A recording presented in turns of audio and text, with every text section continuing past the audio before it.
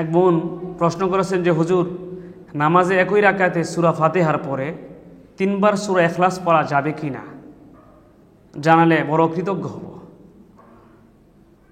এই ক্ষেত্রে মাসআলা হলো, আমার এক প্রিয় বোনের যদিও প্রশ্ন করেছেন, এটা সকল মুসলিম ভাই বোনের জন্যই জানা জরুরি। প্রথম কথা হলো, কোরআনুল কারীম আল্লাহ তাআলা বলেছেন ফাকরাউ মা তায়াসসারা মিনাল কোরআন, নামাজে তোমাদের কোরআনের যেই জায়গা থেকে সহজ হয় সেখান থেকে তোমরা তেলাওয়াত করো। এই আয়াতটি যেহেতু ব্যাপক, সেই হিসাবে ফুকাহায়ে কেরাম বলেছেন নামাজে কিরাত পড়া এটা ফরজ। কিরাত যদি নামাজে না পড়ে তাহলে নামাজ হবে না। সেই হিসাবে এই আয়াত এক কথা প্রমাণ করে কিরাত পড়া ফরজ। তবে সূরা ফাতিহা যে বিষয়টি, এটা অন্য হাদিস দ্বারা এটা ভিন্নভাবে ওয়াজিব হয়েছে। হাদিসের মধ্যে আসছে লা সলাতা ইল্লা বিফাতিহাতিল কিতাব, সূরা ফাতিহা ছাড়া নামাজ হবে না। সেই হিসাবে একাকী কেউ নামাজ পড়লে অথবা ইমামের জন্য, এটা মুক্তাদির জন্য নয়, ইমাম হলে অথবা একাকী কেউ নামাজ পড়লে সূরা ফাতিহা পড়তে হবে। বাকি সূরা ফাতিহা পড়া ওয়াজিব, এটা সকলের নিকট, মুক্তাদি ব্যতীত। মুক্তাদির জন্য সূরা ফাতিহা পড়া এটা জায়েজ নেই। ইমামের কেরাতি মুক্তাদির জন্য যথেষ্ট, এটা ভিন্ন আরেক হাদিসের মধ্যে এসেছে।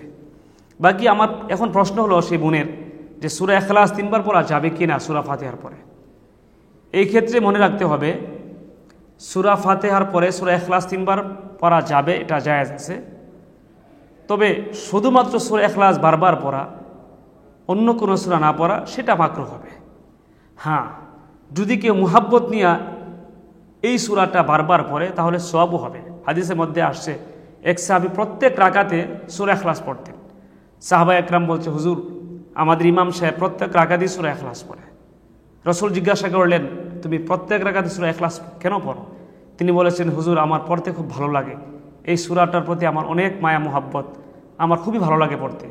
রাসূল বলছেন, যার সাথে যার মুহাব্বত তার সাথে তার হাসর হবে। সেই হিসাবে রাসূল করিম সাল্লাল্লাহু আলাইহি ওয়াসাল্লাম বলেছেন, এই সূরার ভালোবাসায় তোমাকে জান্নাতে পৌঁছিয়ে দিবে।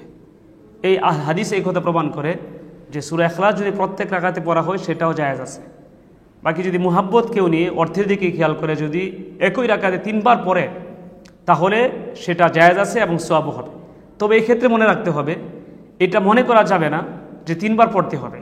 আমাদের দেশের বাজারে কিছু চটি বই পাওয়া যায় যে বিভিন্ন নামাজের নির্দিষ্ট নিয়ম, এক রাকাতে সূরা ফাতিহার পরে 10 বার ইখলাস, 12 বার কাফিরুন, 16 বার সূরা নাস ইত্যাদি বিভিন্ন ধরনের কথা পাওয়া যায়। সেটা সম্পূর্ণ একটা বানোয়াটি এবং জাল কথা।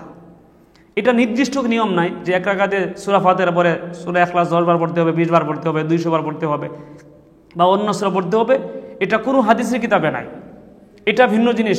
যদি কেউ জরুরি মনে করে বা সওয়াব আলাদা সওয়াব হবে এটা মনে করে তাহলে নিষেধ। যদি কেউ মনে করে সূরা ফাতিহা 3 বার পড়লে অনেক সওয়াব হবে নামাজের মধ্যে, এই হিসাবে পড়া যাবে না।